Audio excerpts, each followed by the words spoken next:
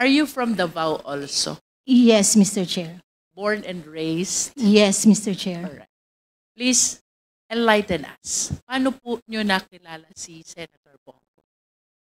Nung nag-work po ako sa City Government of Davao, dun ko lang po siya nakilala, Mr. Chair. And I wish to believe that since you started working in the city of Davao 2004, perhaps you started to earn the trust of Senator Bongo.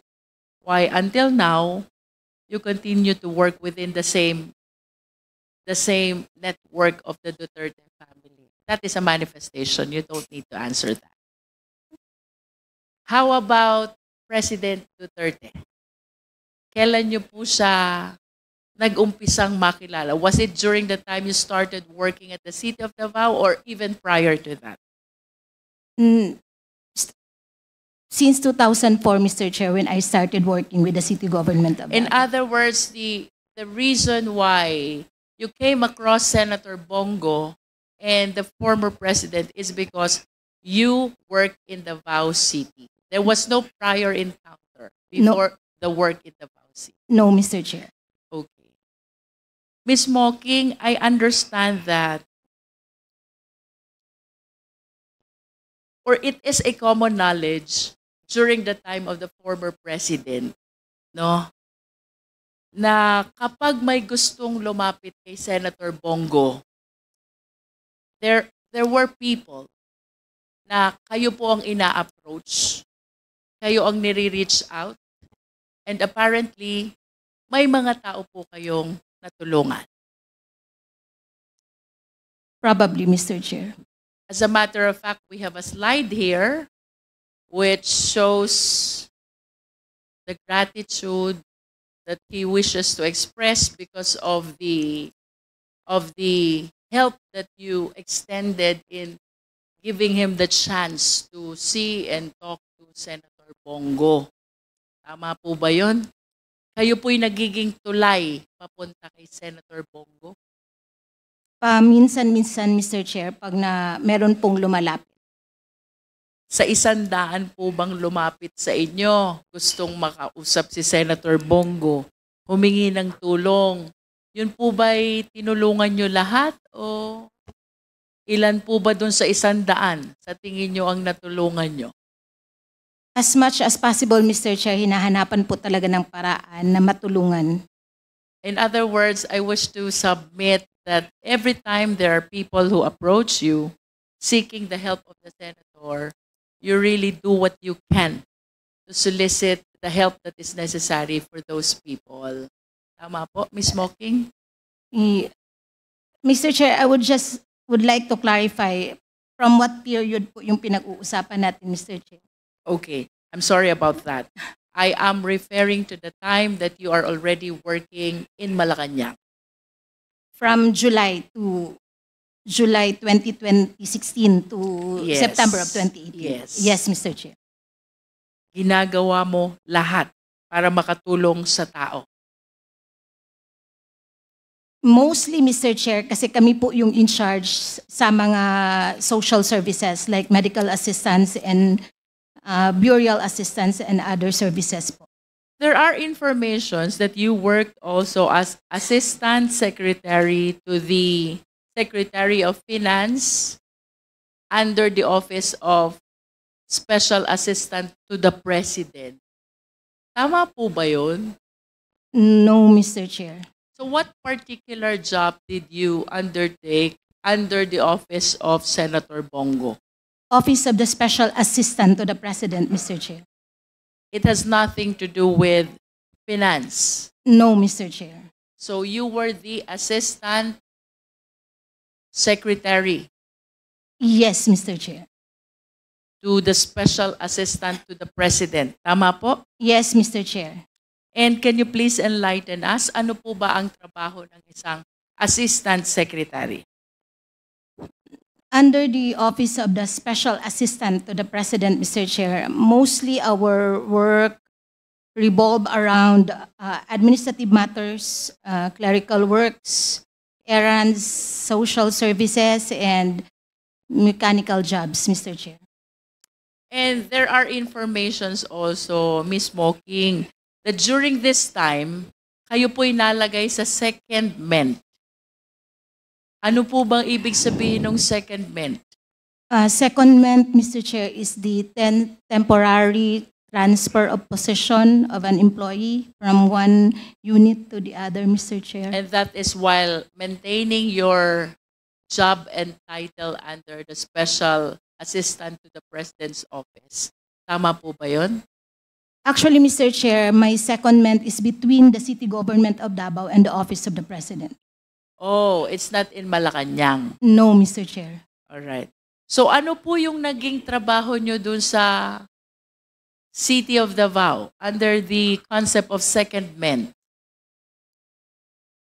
Mr. Chair, my secondment is with the Office of the President. Office of the President. Yes, from the City Government of Davao to the Office of the President. So, So- it is an agreement between the Office of the President and the City Government of Davao. Wait, with all due respect, ang sabi niyo po kanina, kayo ay nasa ilalim ng Special Assistant to the President's Office. That's Tama right, po Mr. ba? Chair. And Opo. during that time, nalagay po kayo sa secondment. Yes, Mr. Chair. And that secondment pertains to another job under the Office of the President. No, Mr. Chair. It is a secondment between the City Government of Davao and the Office of the President. So my item, Mr. Chair, is with the City Government of Davao. Then I was seconded to the Office of the President. Can you please further elaborate, Ms. Mocking, no? Kasi during this time, kayo po ay under ng SAP. Tama po ba? Yes, Mr. Chair, starting September of 2016 Until? until June of 2022. Until June of 2022. Ibig sabihin ng item nyo po nasa SAP. No, Mr. Chair, the item is under Office of the President. Under the Office of the President. Yes, but the office where I am reporting is with the Office of the Special Assistant to the President. So alin po yung secondment na tinutukoy nyo? The agreement is between the City Government of Davao, wherein the Office of the President requested the City Government of Davao that I will undergo the secondment. So the Office of the President requested the City Government of Davao that I will be admitted to the Office of the President. Is it not that the item is under the OP?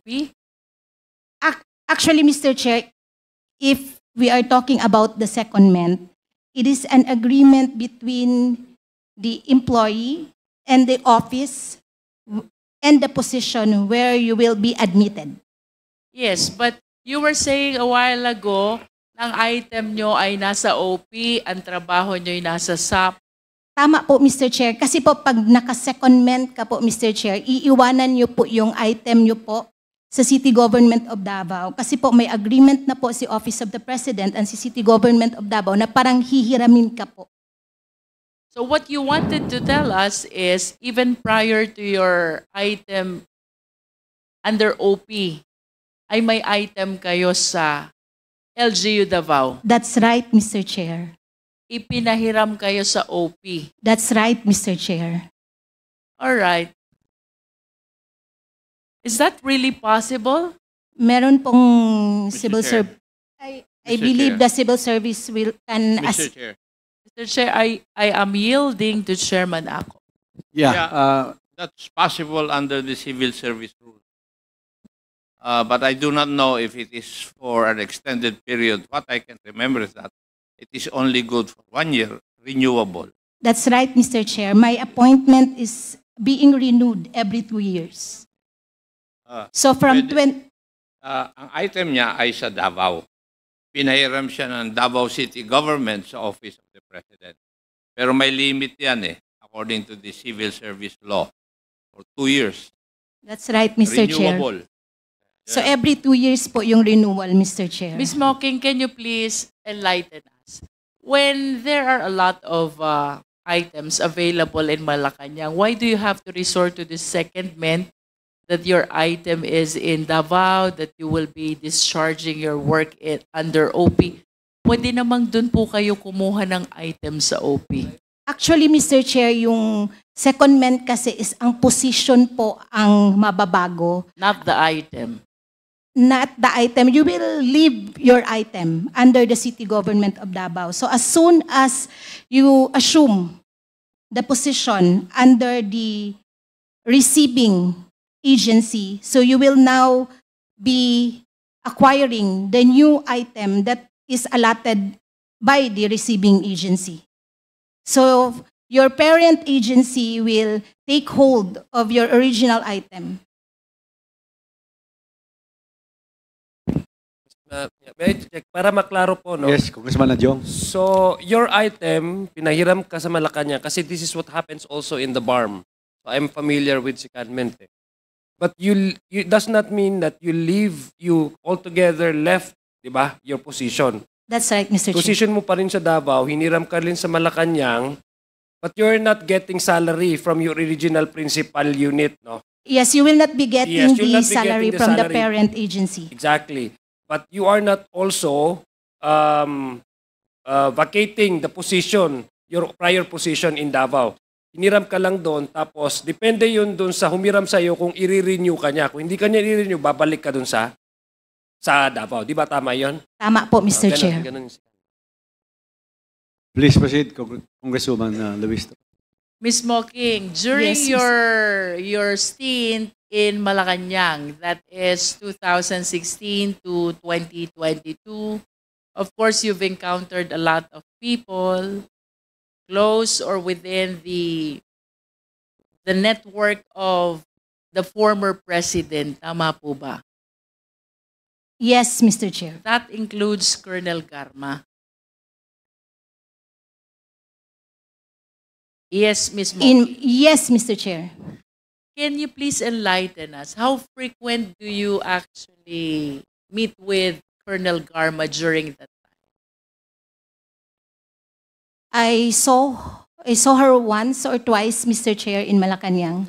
Once Or twice. or twice only? Yes, Mr. Chair. And there was no other encounter at all? Actually, Mr. Chair, since na-appoint po si Colonel Garma sa PCSO, we have referred patients para po ma-extend yung kanilang assistance sa sa PCSO po. So, in line in connection with that concern, referring patients to PCSO, do you meet and talk with Colonel Garma during that time that he was already at PCSO? I call her, Mr. Chair. So how frequent do you talk, if I may ask? I believe that was 2018. Once 2000. or twice, Mr. Chair, because she referred me already to one of her staff. Every time merong referral para hindi ko na po siya ma-disturb. Prior to her appointment at PCSO, you said a while ago na once or twice mo rin na-meet si Colonel Garma In Malacanang. in Malacanang. Yes, Mr. Chair. Can you please tell us what concern does Colonel Garma have during that time when you encountered her in Malacanang? Actually, Mr. Chair, umakyat lang talaga siya doon sa office namin and marami din po, almost all of our staff, Mr. Chair, are from Davao. We're from Davao. So parang meron na din po siyang mga nakita at kakilala doon, tapos meron din pong mga nagpa-picture sa kanya kasi nga po na-appoint siya sa PCSO. So it is just because of the appointment, the reason why she was there. Yes, Mr. Chair. With all due respect to the personalities that I will be mentioning, Ms. Mocking, but if you are following the investigation, there have been allegations about the reward system of the war on drugs. You're aware of this? Yes, Mr. Chair. And Senator Bongo is always being implicated every time the reward system is being mentioned. You're also aware of this? Yes, Mr. Chair. Okay. As one of the people who work in Malacanang during the time of FPRRD, can you please enlighten us? Ano po bang nalalaman nyo dito sa reward system at ano po bang nalalaman nyo about the possible connection of Senator Bongo, if there is any? I have no knowledge actually, Mr. Chair, about the reward system that is going on within Malacanang, Mr. Chair.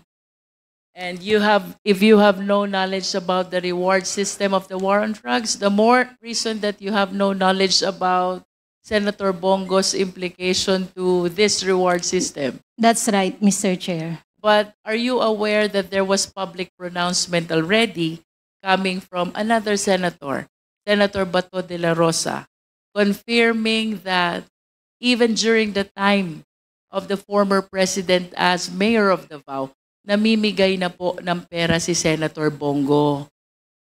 What can you say about this? I have no knowledge of Senator Bongo releasing money po, Mr. Chair. I understand. Just for the information of the committee, Secretary, can we please flash that poster from the social media where Senator Bongo made this comment that even during the time of the former president in Malacanang, namimigay na ng pera si Senator Bongo. Nevertheless, would you know Ms. Moki?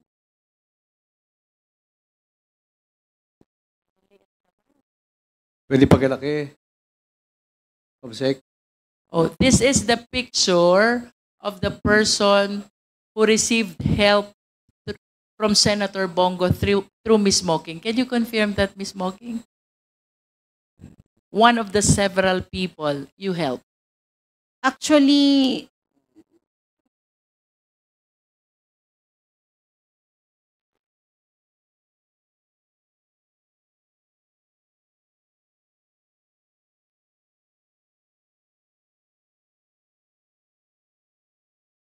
Actually, Mr. Chair, this person is one of my relatives. So you confirm that he received help from Senator Bongo through you? Actually, hindi po ako nagbigay sa kanya ng help, Mr. Chair. About the senator? He's saying, thank you very much and God bless you more. Baka, I really don't know, Mr. Chair, pero baka related po siguro sa mga services po ni Senator Bongo under his office. All right. Secretariat, can we please flash the next slide? The one with the public pronouncement. There. Ang sabi po dito, Ms. Moking, namimigay naman talaga ng pera si Bongo. Inutusan niya ni President Duterte noon pa. Sa Davao pa kami. I have no knowledge about that, Mr. Chair. But can you please enlighten us at least? Ano po ba yung perang tinutukoy ni Senator Bongo dito?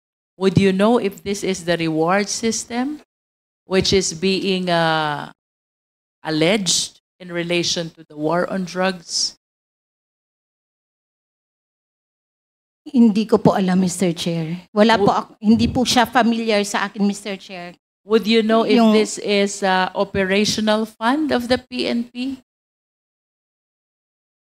Actually, Mr. Chair, hindi po kasi ako privy sa mga police operations and kaya hindi po ako familiar dito sa sinasabi na Yes, I understand. But since you work at the office of the mayor, I'm trying to elicit information if there are chances or incidents when you encountered similar concerns. So, nung naririto po ang dating Pangulo, he was saying walang panggasolina ang mga pulis, kaya namimigay siya ng pera, if my recollection is correct.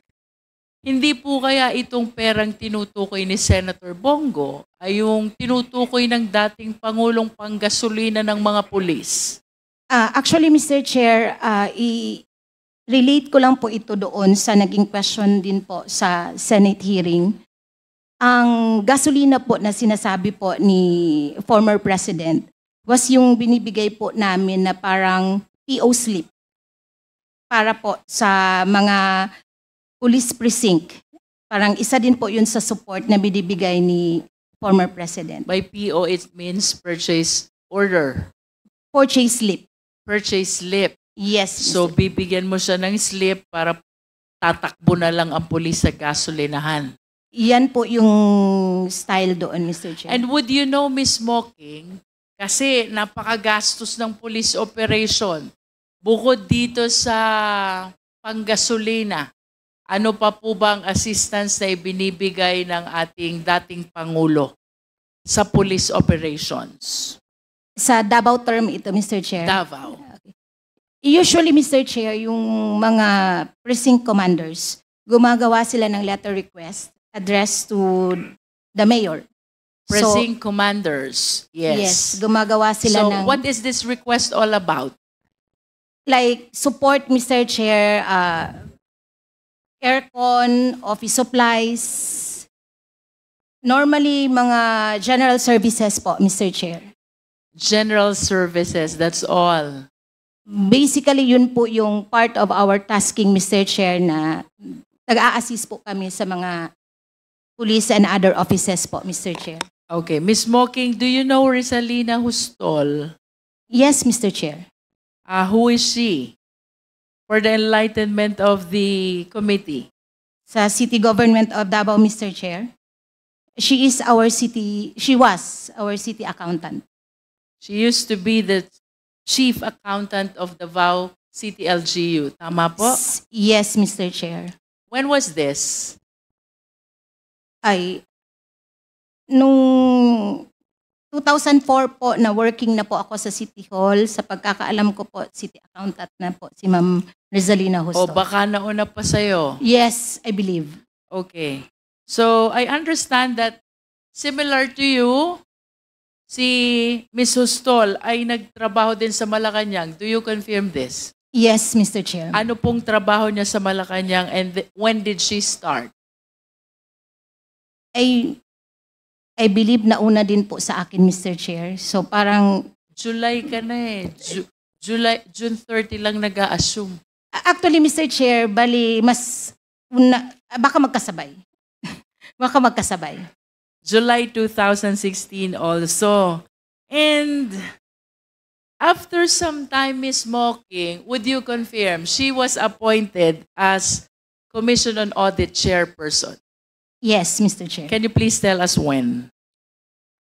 I do not know, Mr. Chair. I do not know the exact date, Mr. Chair. Can you please at least tell us the year?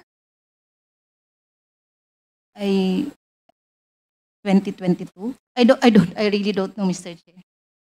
All right. But at least you confirm that she was appointed as COA chairperson. Given this facts, Mr. Chair, I wish to manifest that similar to Ms. Mocking, Rizalina Hustol was able to earn also utmost trust and confidence of the Duterte family, including the people close to the former president. Reason why, from being the chief accountant of Davao, he was even appointed as executive secretary for finance and administration of OP. Tama ba, Ms. Mocking?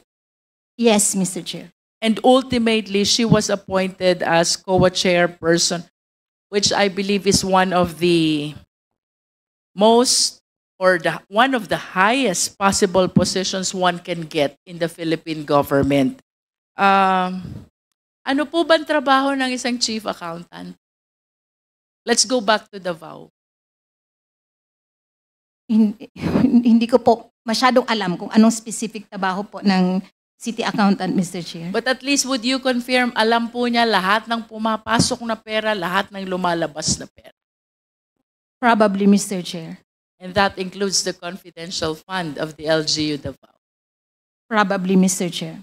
Ano po bang trabaho ng Executive Secretary for Finance and Administration? I believe, Mr. Chair, is more on finance also, Mr. Chair. So, I am inclined to believe na alam din po niya ang budget ng OP during the time of the former president and even the expenditures of the office of the president. Tama po ba? Probably, Mr. Chair. And of course, you understand the mandate of COA, having worked in the government for so long a time. What do you understand about the work of Rizalina Hustol in the Commission on Audit? Sorry, Mr. Chair, hindi Hindi ko po. But of course, you will agree with me. They check, they evaluate, they see whether the expenditures were compliant with the rules of the Commission on Audit. Probably, Mr. Chair. You work in Malacanang. Yes, Mr. Chair. Was there any point in time na naka-encounter po kayo ng questions, controversies, notice of disallowances ng OP during her time as COA chairperson? Hindi po ako familiar, Mr. Chair. All right, Mr. Chair, I think I am done with Ms. Mocking. Thank you, Ms. Mocking. Welcome, Mr. Chair.